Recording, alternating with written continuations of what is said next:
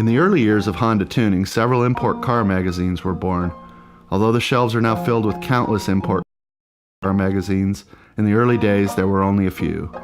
Sport Compact Car, Super Street, and TMR were the three best known and began exposing people to a culture and style that many didn't know existed. TMR itself had a different feel. This magazine had many more photos than the rest, and its editor, Rodney Wells, viewed it as a way to show as much of what was going on in the Southern California tuning scene as possible.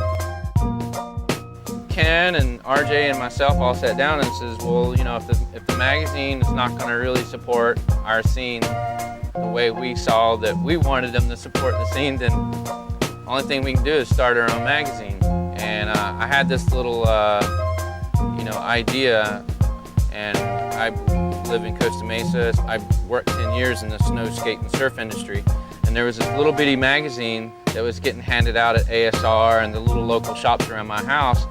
And it was this thing called Electric Ink. It was like about this, the surf community, skate community around there. And I'm like, dude, this is perfect. I mean, I've been going to battle for 6 years and watching what was happening. And me being a graphic designer at that time, I'm like, there's a huge problem with getting, stuff in the kids' hands at the shows. It's like, the kid, a guy's there with his girlfriend, and he's holding the drinks and holding their purse and his backpack, and and all these manufacturers, they're trying to give the kids stuff, and the guy's like, whatever. And so I'm like, man, it's a huge problem just getting the guy to take something home.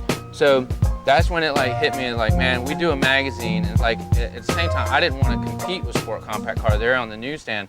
I wanted a magazine to just go straight to the kid. It was made for that guy going to the show, going to the events. That was my focus. We're gonna do something.